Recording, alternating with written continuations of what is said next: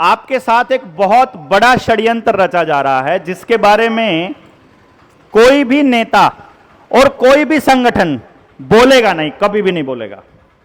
और इस लड़ाई को जनता सरकार मोर्चा ने चालू कर दिया है। चालू कैसे किया है? बहुत से लोग एक बार हमारे पास अपना दुख दर्द लेकर के आए कि जी पहले तो हमारे को स्मॉल फाइनेंस वालों ने ग्रुप लोन दे दिया और फिर हमको बोला अब वो ग्रुप लोन खर्चा हो गया, अब हमारे से दिया नहीं जा रहा, तो वो बोल रहे जैसे मर्जी हमको चुकता करो, हमको पैसा चाहिए। फिर जिसको जरूरत नहीं थी उसके पास भी बैंक वालों के फोन आते हैं कि भाई लोन ले लो, लोन ले लो, लोन ले लो। पहले हम लोन लेते हैं, अगर किस्तें ठीक से जमा करा रहे हैं, अगर किस्तें हम ठीक से जमा करा रहे हैं तो थोड़े दिनों के बाद फिर बैंक वालों का फोन आएगा कि जी और ले लो, टॉपअप दे देते हैं। थोड़े दिनों के बाद और टॉपअप देने आ जाएंगे, और जब एक टाइम आएगा कि हम चुकता ना कर पाएं। और अच्छा एक और बताता हूं, बैंक वालों का बड़ा खेल देखा मैंने 2016 में और फिर देखा मैंने 2019 में। दोनों केस में क्या हुआ, जैसे नवंबर में नोटबंदी की गई थी 8 नवंबर 2016 को, ठीक है ना।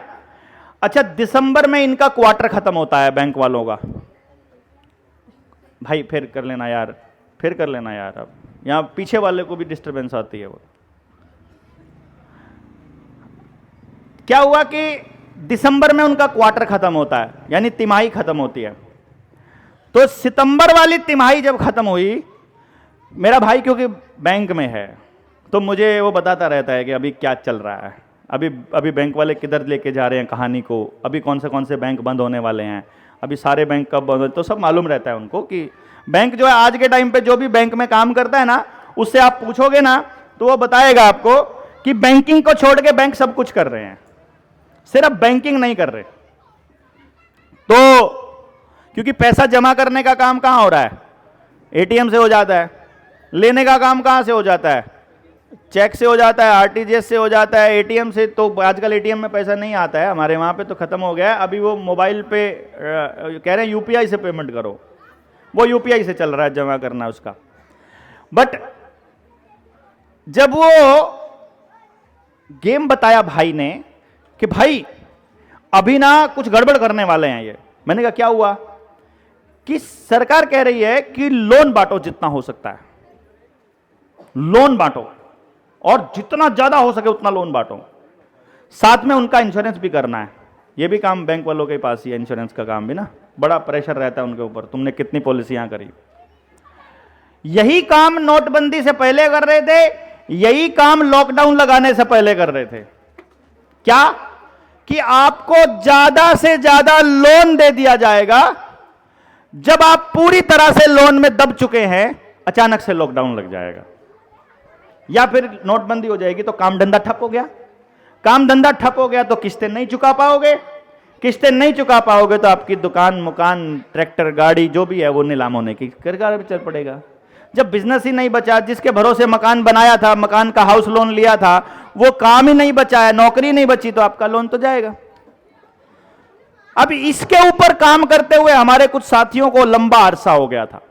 घनश्याम वर्मा जी का नाम आपने सुना ही होगा, पिछले 15 सालों से वो काम पे लगे हुए थे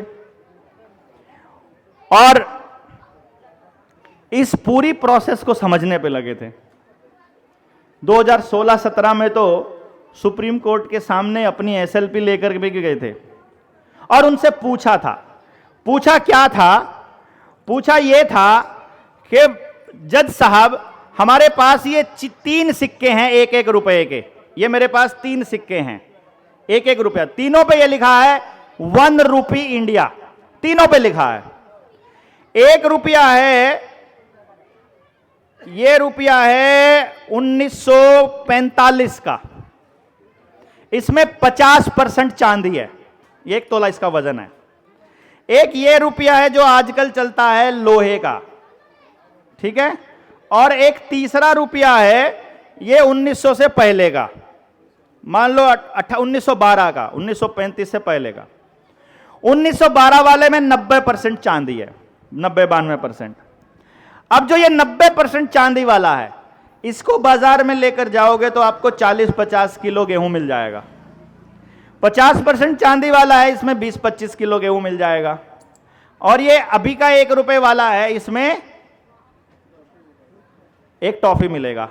आजकल तो टॉफी भी 2 रुपए वाली भी आने लगी, तो वो भी नहीं मिलती है कि नहीं।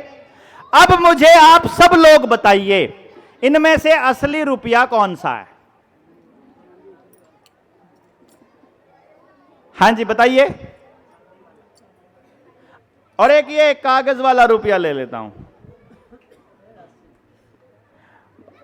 इसमें भी वही, अभी तो कुछ नहीं दे रहे।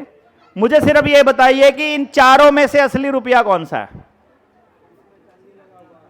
जिसमें, ये भाई कह रहा है जिसमें चांदी लगा हुआ है। तो लोहे वाला रुपया काहे लेते हो फिर बैंक वालों से? फिर लोहे वाला रुपया क्यों चला रहे हो? ऐसा रुपया क्यों नहीं चला रहे जिसमें 1 रुपए में 50 किलो गेहूं मिल रहा हो? वो रुपया क्यों नहीं चल रहा? नहीं समझ में आ रहा। जब कभी बैंक ने बैंक में पैसा जमा करवाया होगा और जिसके घर में चांदी का रुपया होगा, तो 1 ही रुपए में जमा किया होगा ना बैंक ने। उसके बदले में जो रुपया दिया वो उसी की कीमत का होना चाहिए ना। कमाल की बात यह है, अगर इस चांदी के तीनों रुपयों को, चांदी के चाहे मैं 20 रुपए लेकर के जाऊंगा और बैंक में जाकर मैं जमा करने के लिए जाऊंगा, तो बैंक उसको 20 रुपए में ही लेता है। इसका मतलब चांदी का रुपया अभी बंद है। अगर बंद हो गया होता तो बैंक काहे को लेता भाई? और अगर चांदी का भी रुपया 1 रुपया है, तो मेरे लोहे वाले 1 रुपए की कीमत चांदी वाले रुपए की कीमत के बराबर क्यों नहीं है? ठीक है। इससे भी बड़ा घोटाला सुनो। इससे बड़ा घोटाला यह हुआ, यह घोटाला बताया हमको इनकम टैक्स में काम करने वाले एक आदमी ने। उसने बताया, बलारा जी मैंने आपकी वीडियो सुनी थी और वीडियो में जो आप बोल रहे हो वो 100 का 100% सही बात है। मैं बोला कैसे? बोला हमने एक जगह पर छापा मारा था, रेड करी किसी के घर में, और रेड करी तो पुराने जेवरात मिले और पुराने सोने और चांदी के सिक्के मिले। उसमें उनको मोहर भी मिली। उसके ऊपर लिखा होता है मोहर, भारत की मोहर, 1 मोहर इंडिया। वो बोले कि मोहर भी मिली। मैंने बोला कि जब तुम्हें मोहर मिली तो तुमने अपने कागज में क्या लिखा कि 10 मोहर मिली, ये लिखा? बोला ना, हमने लिखा 150 रुपया। समझ रहे हो? 1 मोहर 15 रुपए की, इसका मतलब यह हुआ। और 1 मोहर अगर 15 रुपए की है, मोहर का मतलब समझते हो? मोहर में होता है 1 तोला सोना, यानी कि 11 ग्राम 664 मिलीग्राम सोने की कीमत जो इनकम टैक्स डिपार्टमेंट आज भी लिखता है वो 15 रुपए लिखता है। इसका मतलब यह हुआ कि हमारे 15 रुपए की कीमत 1 तोला सोना है। अब यह बात पता चली। मैंने कहा फिर ये मोहर का चक्कर क्या है भैया? हमको तो समझ में नहीं आया कि रुपया असली कौन सा है, नकली कौन सा है, ये तो पता लगना चाहिए। हमने आरटीआई में डाला, आरबीआई से सवाल पूछा कि तुम जो ये नोट छाप रहे हो, ये नोट किस आधार पर छाप रहे हो? इसको, नोट को छापने के पीछे क्या लॉजिक है? और कौन से नोट को असली कहोगे और कौन से नोट को नकली कहोगे, ये तो हमको बता दो भैया, क्योंकि कोई तो पैमाना होना चाहिए। भाई मान लो वैसा ही नोट छाप करके मैं रख लेता हूं अपने पास, बिल्कुल डिट्टो वैसा ही, और वैसा ही नोट आरबीआई ने छापा हुआ है, तो दोनों में से असली कौन सा है और नकली कौन सा है अगर ये देखने में पता नहीं चल रहा, तो जो नकली वाला नोट है वो भी असली की बराबर कीमत में चलेगा। लेकिन असली नोट किसको कहेंगे हमने ये पूछ लिया। हमने पूछा कि वैध रुपया कैसे छापते हो और वैध रुपये को छापने का क्या दस्तावेज है और क्या उसका पैमाना है, ये हमको बता दो। तो आरबीआई ने हमको क्या जवाब दिया मालूम है? आरबीआई कहती है वैध रुपये का कोई दस्तावेज उपलब्ध नहीं है। समझ रहे हो? वैध रुपये का कोई दस्तावेज उपलब्ध, इसका मतलब तो सारा पैसा अवैध हो सकता है, लेकिन फिर भी कोई ना कोई दस्तावेज तो होगा। चलो अभी नहीं है, सरकार ने अभी कोई दस्तावेज नहीं, ऐसा तो नहीं हो सकता कि जीवन में कभी भी ना हो, कभी तो रुपया छपना शुरू हुआ था, तब तो कोई दस्तावेज होगा। तो तब हम लेकर के आए कॉइनेज एक्ट 1906 और पेपर करेंसी एक्ट 1882। वहां हमको पता चलता है कि 15 रुपए की एक मोहर वैध दस्तावेज है और उसी दस्तावेज के हिसाब से आज भी हमारे 15 रुपए की वैल्यू है 1 तोला सोना। और इसके हिसाब से जब हम 1 रुपए की वैल्यू निकालते हैं तो निकलती है 777 मिलीग्राम सोना। अब ये गड़बड़ हो गई। मैंने कहा अब ये पता कैसे चलेगा कि भाई ये कौन से वाला रुपये के बराबर है, कौन से वाला रुपये के बराबर नहीं है। तो मालूम पड़ता है गेम प्लान एक और जो आपके साथ और हमारे साथ खेला जा रहा है कि इस देश में 2 तरह के रुपये चल रहे हैं। 2 तरह के। क्या? पहला चल रहा है भारत का रुपया, इसको बोलते हैं 1 रुपये, 1 रुपये का नोट। इस नोट के ऊपर बड़े बड़े अक्षरों में सबसे ऊपर लिखा हुआ है भारत सरकार। क्या लिखा है? भारत सरकार। यानी यह रुपया किसका है? भारत सरकार का रुपया है। 1 रुपये को छोड़कर आपके पास जितने रुपए पड़े हैं किसी पे भी भारत सरकार नहीं लिखा हुआ। 2 रुपए पर, 5 रुपए पर, 10 रुपए पर, 20 रुपए पर, 2000 पर, 500 पर, सब पर लिखा है भारतीय रिजर्व बैंक। इसका मतलब भारत का रुपया अलग है और रिजर्व बैंक का रुपया अलग है। तो हमें पता चला क्या रिजर्व बैंक अपने नोट छाप सकता है? बोला ना, रिजर्व बैंक भारत के रुपए के बराबर के नोट छापता है। नोट छापता है, रुपया नहीं छाप सकता। रुपया छाप सकती है केवल भारत सरकार और नोट छापता है रिजर्व बैंक। और नोट भी इस तरीके से छापता है कि भारत के रुपए की कीमत के बराबर का सोना पहले रिजर्व बैंक में रिजर्व रखा जाएगा।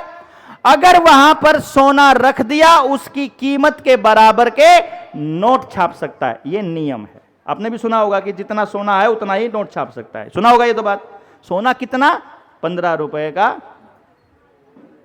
1 तोला सोना। यानी अगर आपको 150 रुपये के नोट छापने हैं तो आपके पास कम से कम भी कितना? 1 तोला सोना है ना, तो 150 रुपए के अगर नोट 15 रुपए में, तो 150 रुपए यानी 10 तोला सोना होना चाहिए आपके पास। 10 तोला सोना आरबीआई रखती है तो आपको 150 के नोट, एक 100 का नोट और एक 50 का नोट छापती है। यानी 150 रुपया आप लेके जाओगे तो आपको 10 तोला सोना मिलेगा। ठीक है? ये उन्होंने आरबीआई एक्ट 1934 की धारा 26 में लिखा हुआ है कि आरबीआई सोना देने के लिए बाध्य है। अब हमने बोला यार ये तो गड़बड़ हो रही है। ये जो आरबीआई के नोट हैं, अरे सुनो चाची, सुनो बात सुनो, ये जो आरबीआई के नोट हैं इनको अगर जाकर सुनार से सोना लेकर आते हो तो 1 तोला सोना तो 85,000 के नोट के बराबर मिलता है और ये 1 तोला सोना तो 15 रुपए में मिलता है। इसका मतलब भारत के 15 रुपए की कीमत आरबीआई के 85,000 के बराबर है। समझ गए? अब इस बात की पुष्टि करनी थी हमको। भाई देखो बात सच्ची है कि झूठी है, हमने कह तो दी, लेकिन कहने के बाद वो बात झूठ है कि सच है, इस बात का तो पक्का पता लगना चाहिए। पता लगाने के लिए हमने बैंकों से आवेदन लगाया। एक आवेदन लगाया बैंकों में कि भाई जो तुमने हमको लोन दिया था वो लोन हमने रुपयों में मांगा था और तुमने हमको बैंक नोट में दिया। उसमें तो लिखा हुआ है कि तुमने हमको लोन दिया 6 लाख रुपया, लेकिन बैंक में एटीएम में जाकर के जब हमने 6 लाख रुपया निकालने की कोशिश करी तो उसमें से निकली 6 लाख रुपए की पर्ची। पर्ची का और नोट का मतलब समझते हो? नहीं समझते। चलो मैं तुम्हें बताता हूं, इसको गौर से, अरे समझ लो, आपके बच्चों की बर्बादी चल रही है और आपको समझ में नहीं आ रहा। यह खेल आपके बच्चों के साथ खेला जा रहा है, इसको समझना बड़ा जरूरी है भाई। सबसे जरूरी वाकया है ये, जो अगर आपको अगर अगली पीढ़ी को बचाना है तो। कहीं कुछ लोग क्या करते हैं, कुछ लोग ये कहते हैं कि रुपए के ऊपर बात नहीं करेंगे क्योंकि वो डरते हैं कि इससे सरकार की खिलाफत हो जाएगी। लेकिन सुनना ध्यान से, मैं दुकान पे गया, सुनो, दुकान पर गया, दुकान पर जाकर दुकानदार को बोला मुझे 2 किलो चीनी चाहिए। दुकानदार बोला इतना रुपया लगेगा। मैंने रुपया दे दिया, मुझे आगे जाना था। मैंने कहा देखो मैं किसी को भेज दूंगा, उसको 2 किलो चीनी दे देना, एक पर्ची बना के दे दे। उस पर्ची पे वो लिख देता है 2 किलो चीनी, ऐसे लिखता है। उस पर्ची पे लिख देता है मैं धारक को 2 किलो चीनी देने का वचन देता हूं। ठीक है, आगे गया, मैंने 50 किलो गेहूं लेना था। मैंने दुकानदार को पैसा दिया और मैंने उससे गेहूं लेना। अब मैं साइकिल नहीं है मेरे पास, कुछ भी नहीं है, बाइक भी नहीं है, कार भी नहीं है, तो मैंने बोला मैं बेटे को भेज दूंगा, तुम पर्ची बना दो कि मैंने पैसे ले लिए हैं। ठीक है, तो उस पर लिख दिया मैं धारक को 50 किलो गेहूं देने का वादा करता हूं। समझ गए? तो मैं वो जब पर्ची लेके जाऊंगा चीनी वाली, उस पर लिखा हुआ है ना, क्या लिखा हुआ है, मैं धारक को 2 किलो चीनी देने का वादा करता हूं। उस पर रुक जा भाई, रुक जा, रुक जा। उस पर लिखा हुआ है कि मैं धारक को 2 किलो चीनी देने का वादा करता हूं, तो चीनी मिल जाएगी। उस पर लिखा हुआ है मैं धारक को 50 किलो गेहूं देने का वादा करता हूं, तो गेहूं मिल जाएगा। और अगर उस पर लिखा हुआ है मैं धारक को 100 रुपए अदा करने का वचन देता हूं, तो 100 रुपए मिलने चाहिए। आपके नोट पे लिखा हुआ है, आपका जो नोट है उस पर लिखा है मैं धारक को 100 रुपए अदा कर, इसका मतलब ये पर्ची है, ये रुपए नहीं है। रुपए के ऊपर तो रुपया लिखा होगा। जिस भाई के पास 1 रुपया हो, इस पे देखो, इस पर कहीं नहीं लिखा हुआ कि मैं धारक को 1 रुपया देने का वचन देता हूं। ये 1 रुपया है और वो रुपयों की पर्ची है। 100 रुपए की पर्ची, 50 रुपए की पर्ची, 500 रुपए की पर्ची। तो आगे से एक तो बातचीत करते हो तो कभी ये मत कहना 100 रुपए देना, ऐसा बोलना है 100 रुपए की पर्ची देना, 100 रुपए की पर्ची देना। पर्ची है ये, नोट है ये, प्रोमिसरी नोट, गवर्नर का प्रोमिसरी नोट, जिसमें आरबीआई के गवर्नर ने प्रॉमिस किया हुआ है कि मैं प्रॉमिस करता हूं, आई प्रॉमिस टू पे द बेयरर, जिसके पास भी ये नोट होगा। अब ये पता करने के लिए हमने पंगा डाला, हमने आरबीआई को 100 का नोट जमा करा दिया, 2000 का नोट भी जमा करा दिया, 500 रुपए का नोट भी जमा करा दिया। हमने कैलकुलेशन किया, यदि बैंक में 2000 रुपए के नोट जमा कराते हैं तो उसके बदले में जो भारत के रुपए की कीमत बनती है वो 1.5 किलो सोना बनती है, 1.5 किलो। अब हम जब ये नोट दे करके पैसा लेने की बात करी तो बैंक वाले चुप हो गए। 2 साल हो गए, 2.5 साल हो गए, किसी ने आज तक 1 रुपया भी हमको नहीं दिया। गड़बड़ है भाई, गड़बड़ है, इसका मतलब कुछ गड़बड़ चल रही है। तो हमने फिर बैंकों के आवेदन लगाने की कोशिश करी, चालू करा। लगभग 1500 आवेदन हम लोग लगा चुके हैं। बैंक वालों ने किसी के घरों पे कब्जा कर लिया था, हमने उनके ताले तोड़ करके उनको घर में अंदर घुसवाया। कोई गाड़ी उठाने की किसी की हिम्मत नहीं हो रही है। हमने उन बैंकों से सिर्फ इतना पूछा है कि जो लोन हमने तुमसे रुपयों में मांगा था, तुमने हमको आरबीआई के नोट में दिया है, ये जो नोट है ये असली है या नकली है, ये हमको सिर्फ लिख करके दे दो। अगर तुमने नकली दिए हैं तो भैया जी तुमको जेल होने वाली है, और तुमने अगर असली दिए हैं तो इसके बराबर में सोना मिलना चाहिए जो कीमत रखी है। दोनों तरफ में बैंक फंसता है और उसका यही कारण है कि आज तक किसी भी बैंक ने हमारी बात का विधि पूर्वक सही तरीके से ईमानदारी से जवाब नहीं दिया है। तो अब हमने ये निर्णय लिया है कि आने वाले वक्त में पूरे भारत का, जिस स्वराज की घोषणा हम कर रहे थे 24 जनवरी 2025 में, यदि 1 लाख लोग वहां इकट्ठा होते हैं, उस दिन पूरे भारत के हर आदमी के हर पैसे का, हर कर्जे का भुगतान जनता सरकार मोर्चा का करेगा। इसका ऐलान हम लोग करने वाले हैं। किसी को 1 रुपया भरने की जरूरत नहीं, हम भरेंगे सारा लोन, और विधि पूर्वक भरेंगे बैंकों के जवाब देने के बाद। इसलिए आप सब लोग इस मुद्दे पर और भी जानना चाहेंगे तो निडर इंडिया पे हमारे चैनल के ऊपर बहुत सारी वीडियोस हैं रुपए के ऊपर। डॉक्टर देवेंद्र बल्हारा वाला जो मेरा फेसबुक का अकाउंट है उसके ऊपर भी मैंने पहली वीडियो डाल रखी है पिन करके ऊपर, उसको आप सुनिए, अच्छे से इस कॉन्सेप्ट को समझिए।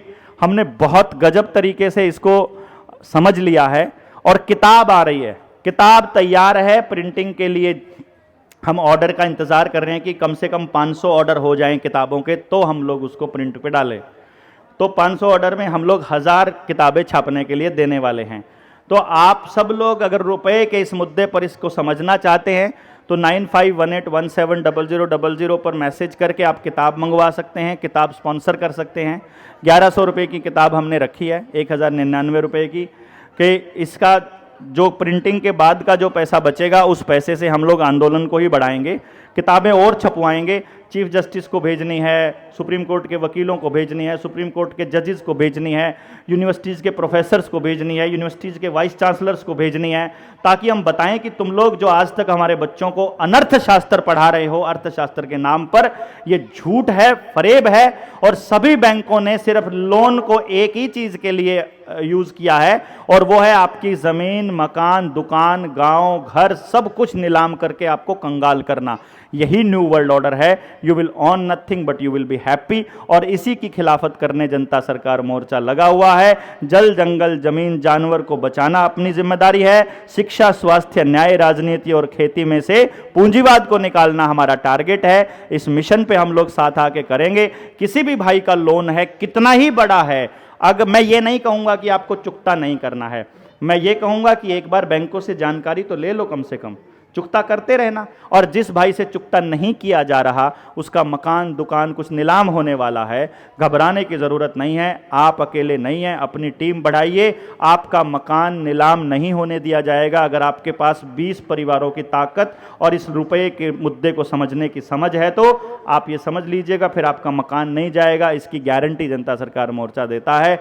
आप सब लोग आए, बहुत बहुत धन्यवाद। जय हिंद, जय भारत।